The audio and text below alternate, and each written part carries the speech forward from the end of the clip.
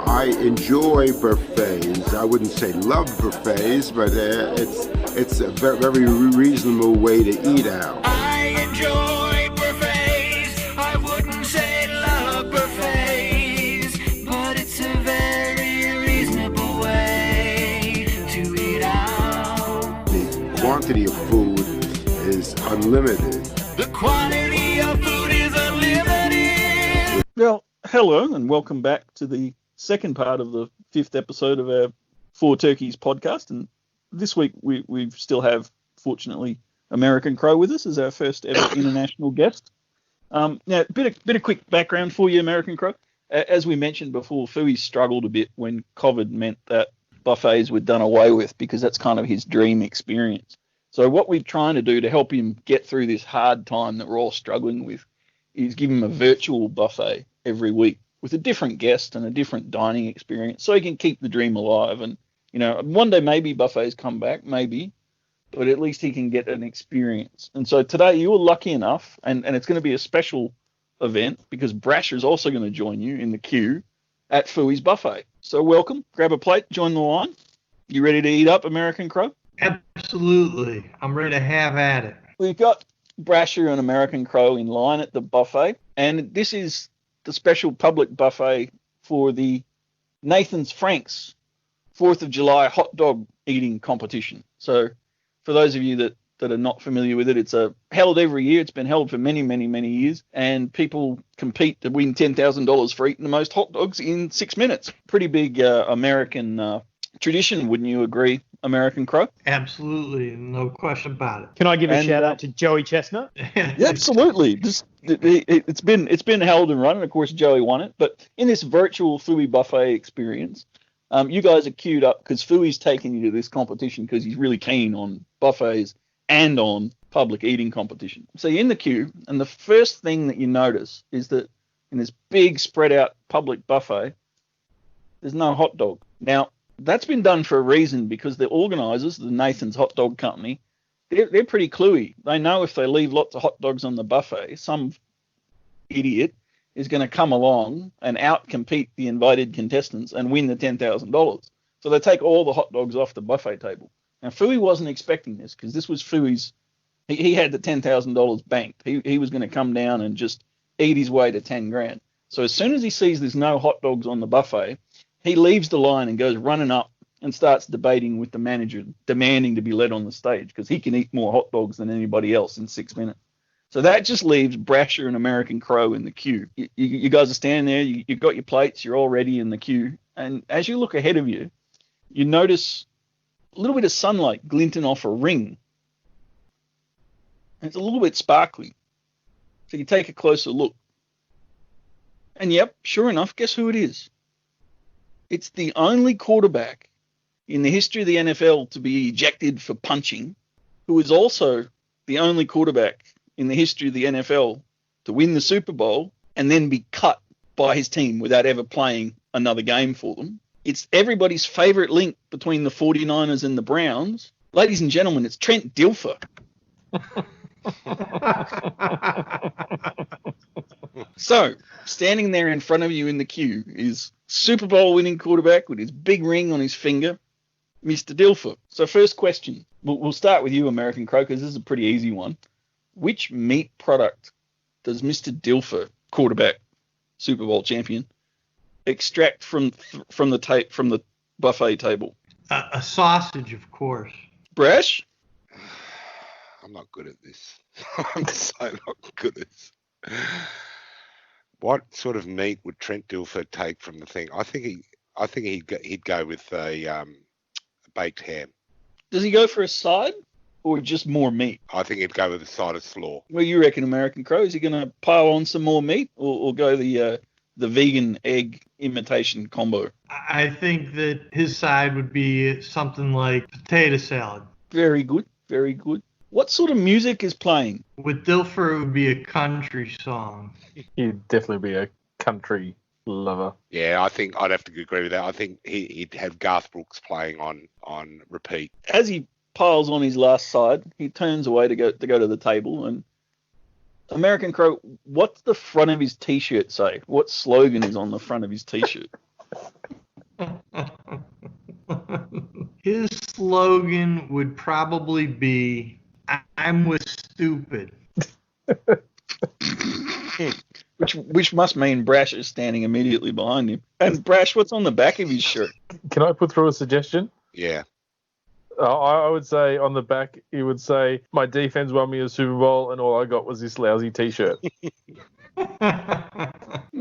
Not bad from the guy that's stuck up in the plexiglass trying to find hot dogs.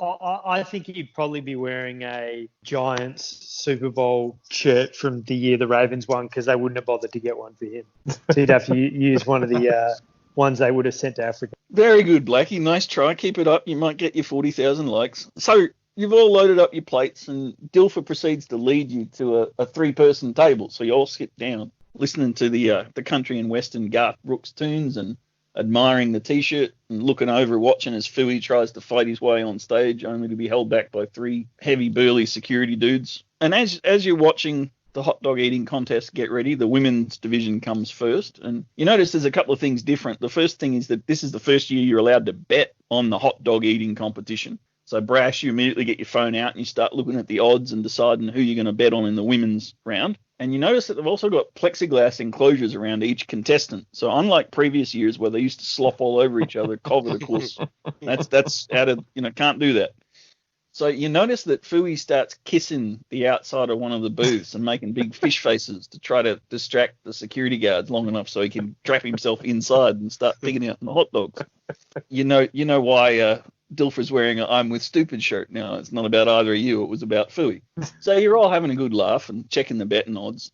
And then you notice this blur of motion as Dilfer springs into action. And you notice out of the corner of your eye, John Randall, the former defensive lineman for the Vikings, come walking past.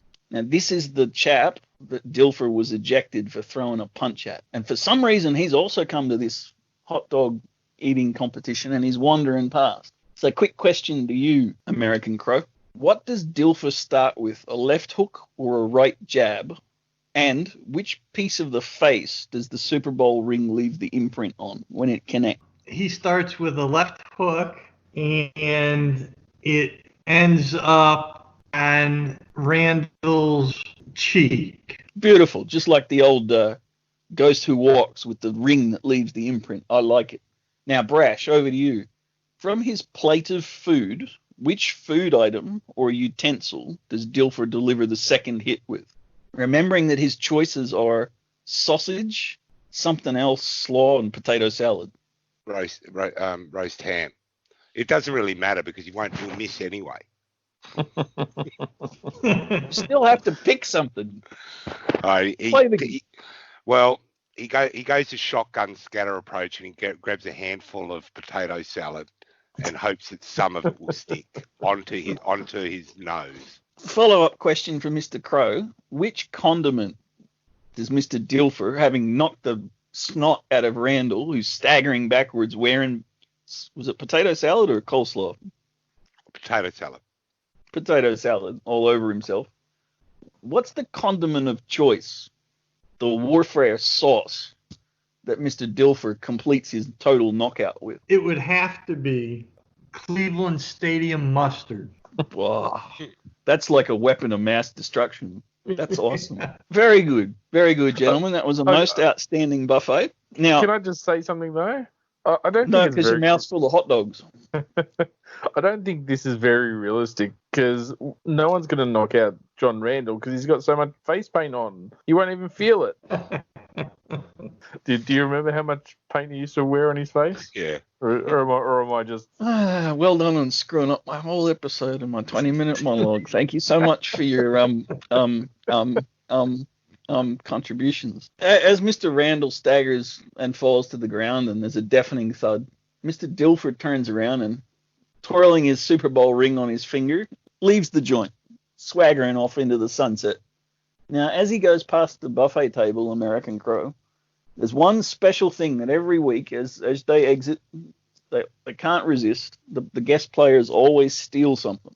So the first week, Fuey was playing and John Kuhn filled his pocket with hot coffee on the way out. The second week, Fitzmagic was the player and Blackie had him walk out the door with a pocket full of breakfast shrimp. And there was some doggy bags that Bill Romanowski was absconding with last week. So what is it? What is it that Dilfer, the quarterback with the name closest to Dilbert, what is he stuffing in his pockets on the way out? He's grabbing a bunch of Hostess Twinkies. Ooh, see, gentlemen, that's what you steal. Bloody breakfast shrimp. Jesus. I like it, American Crow. Very good. Follow up, Magic, last question. As he wanders out past the contestants' booths, he notices that Fuey's managed to get into the women's eating competition and is madly stuffing himself full of hot dogs. So, final question, as the new guest on the show, how many wieners does Fuey have stuck in his mouth?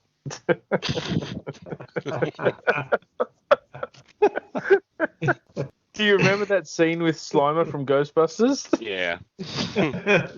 And you can go up to seconds and thirds and fourths without any problem. Nobody will bother you, providing the restaurant is still open. I'm hosting. I've got this going. Okay. So, do you understand the rules, AC? That's you, American Crow. Got it. Trade, extend, or cut. Yep, it's very simple. Even Brasher can get it. Eventually. After 2 weeks. I am going to start with you, Blackie, just to get off to a nice solid start. Going from the Baltimore Ravens, and the 3 players you need to trade, extend, or cut are Lamar Jackson, Ronnie Stanley, and Hollywood Brown. I think this is pretty easy on the face of it. I think Hollywood Brown gets the arse pretty clearly. I think we haven't really ever seen anything like him, and potentially not in a good way. I think he's, 180 pounds soaking wet, has a Lisfranc injury, but when he's been on the field, he's been really, really good. That said, I think the other 2 players are from positions of extreme value.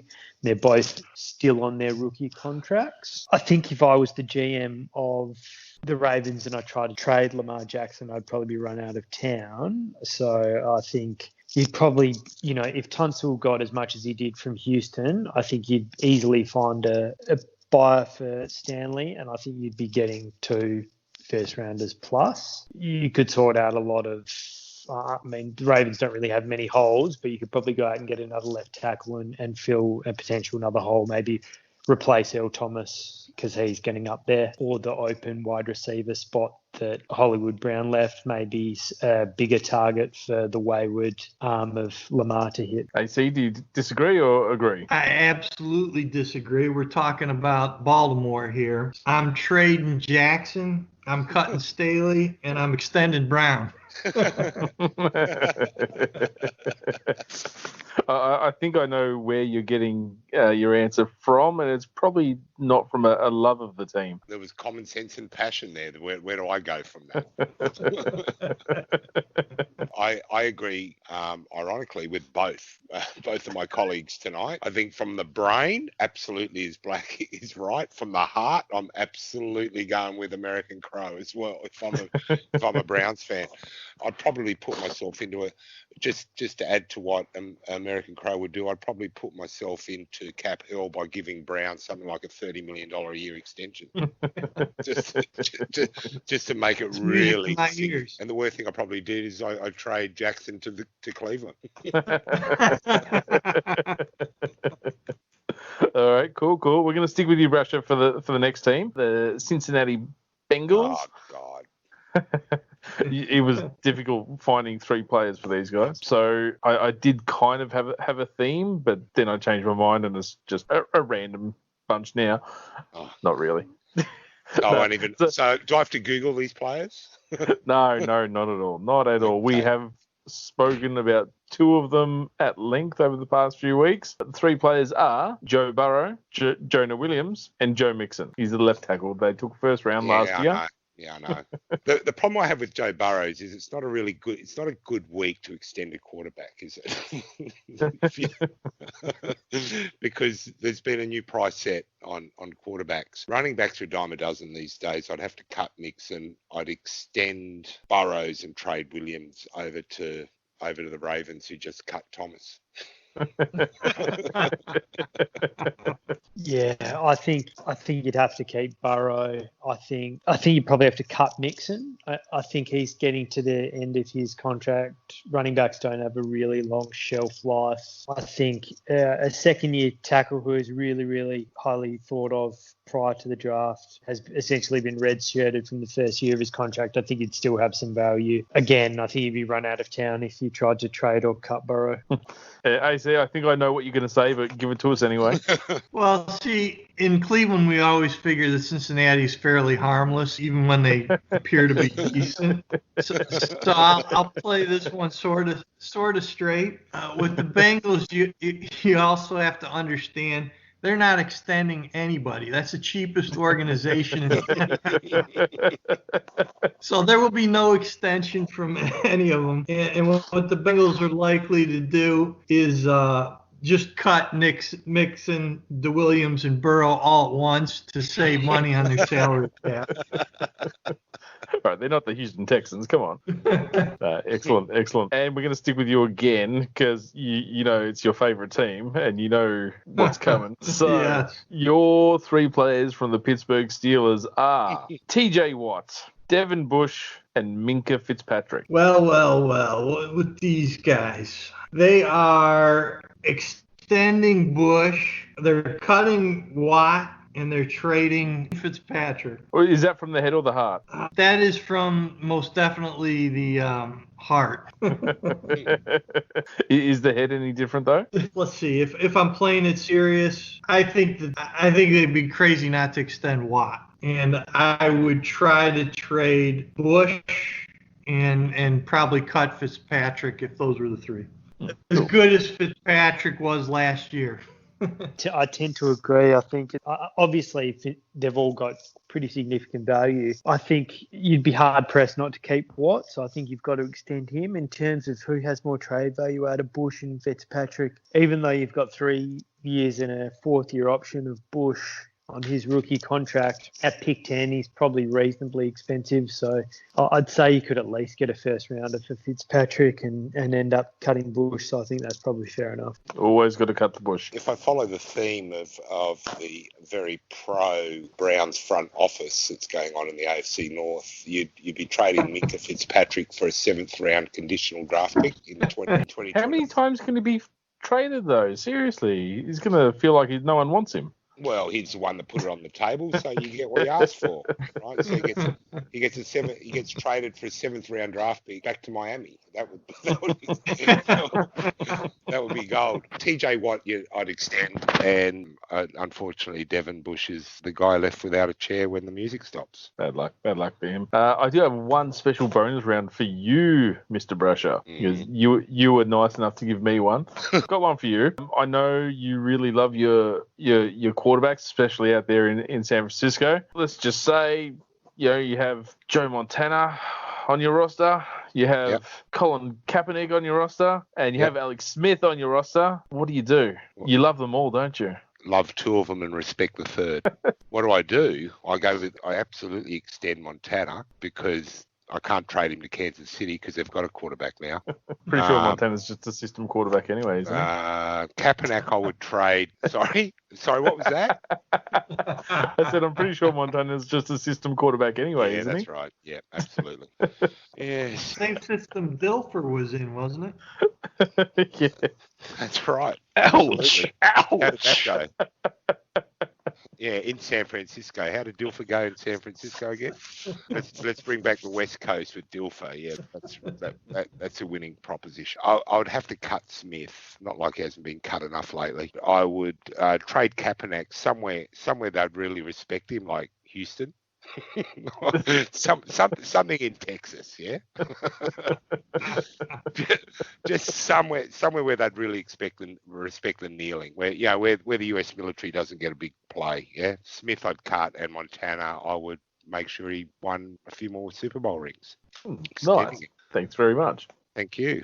Pretty easy one, that one. I thought mine was much harder. Well, that was really good, guys. Surprisingly well hosted there by Fuey. Well done, son. You might get that one day. Thank you. American Crow, thank you again for joining us. It's been such a pleasure to have you here, and you've been so good at supporting Brasher through his time of need and helping us help him out. You know, he's taken it all out on you by sledging you viciously all through the whole podcast.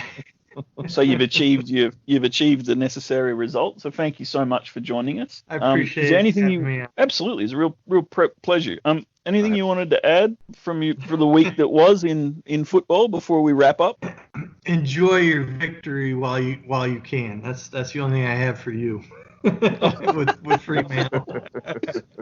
American Crow, you do know the only reason that there was nothing in it for them to lose against us on the weekend, because with our draft here, with the AFL draft, you can go into deficit the following year on points.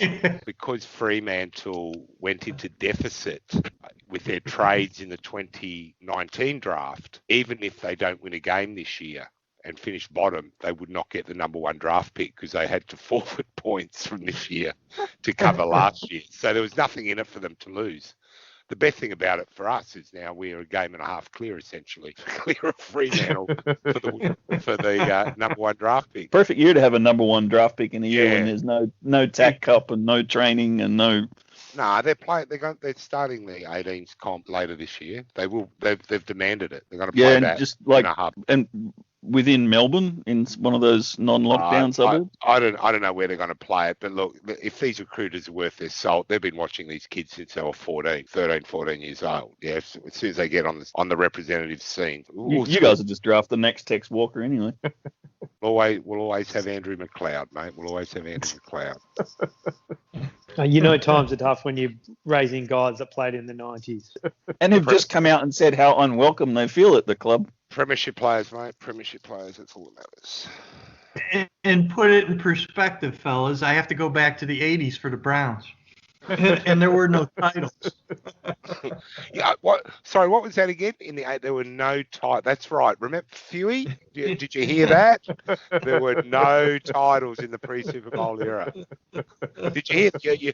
You remember that now, Fuey? Okay. No, they're all relevant. Sure, you're not really a Port Adelaide supporter. No, I have teeth. Thank you. American Crow Fuey likes to keep referring to all the Packers championships from when, like, they were playing in like the backyard school lot behind the railway yard, right? As NFL. To be fair, anytime I have to have misfortune of talking to a Steeler fan, and they bring up their Super Bowls, I do mention that the Browns do have 8 NFL titles. So. And you've offended our guest yet again, Brasher. Thank you. I was using his learned position. Oh no! Right. To have a go at you, Fuey. Please understand who I've said. You're just a surrogate for panel bashing, American Crow. We're not going to talk about $450 million over 10 years, or what is it, $530 million over 12 years? Richest sporting contract in history. Yeah, he's getting paid a ton, isn't he? $530 million over 12 years. They would have to be absolutely tight against the cap now, surely. What about poor Chris Jones? There's no money for him. Remember we were talking about how if you can strike gold on a quarterback on his rookie contract, it gives you all this space to fill out the roster in other areas, and that's what KC, because they wouldn't have got Chris Jones in the first place if Mahomes was already on that contract. Yeah. Right? They probably don't win the Super Bowl. I don't care how good he is. The thing that worries me about this is Kansas City have some insider knowledge about this scam around running quarterbacks separately to the salary cap, because that would solve that problem for them, wouldn't it? It would indeed. Until Jerry Jones comes along with his yacht and matches their $530 million with an $850 million offer or whatever. As long as he throws in one of those assistants that sits next to him too, right? Yeah. It's like you read Brasher's mind. That's all he thinks about is the boats and the assistants. Right. Miracles of modern science, they are. Right. Fuey's all about the hot dogs and the wieners, but, you know. I'm a Jersey cow man. Did Prescott sign his contract, didn't he? No. Tag. He hasn't signed a long-term contract yet. Okay, that'll be interesting now. Didn't his agent say he wanted to be the highest-paid quarterback? Yeah. I don't think that's going to happen now. That's not going to happen now. But I was looking at the numbers of the contract. It is realistically about a $30 million cap hit. Because in that number, they include his injury settlement, which is 140 million of that 540. Oh yeah, and it totally changes if he was to get badly career-ending injury, the whole profile of that contract and the way it plays out. They'll be on the hook for the 140 over the life of the contract if he got injured tomorrow. And you can only prorate the signing bonus over 5 years. And also, it's only guaranteed, a lot of it. He has at his discretion to void the contract if they don't want to pay him the guarantees. So, that's an exit clause. So his new total average salary is 30.5 million a year, and Wentz's is 26, and Goff is 27 million. They're the high three at the moment. And Wentz has about one more year left before he breaks down completely. Positive, happy Philly fan. Yeah. So, that was really good. Thanks for adding that little discussion in there, Brash.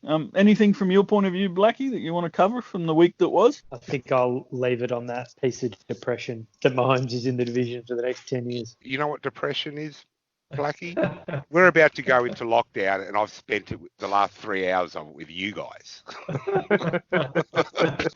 I should be out looking in strip clubs. That's what I should be doing until midnight. No, that should absolutely stay in there. It's my political point for the evening. I think the strip club is the point.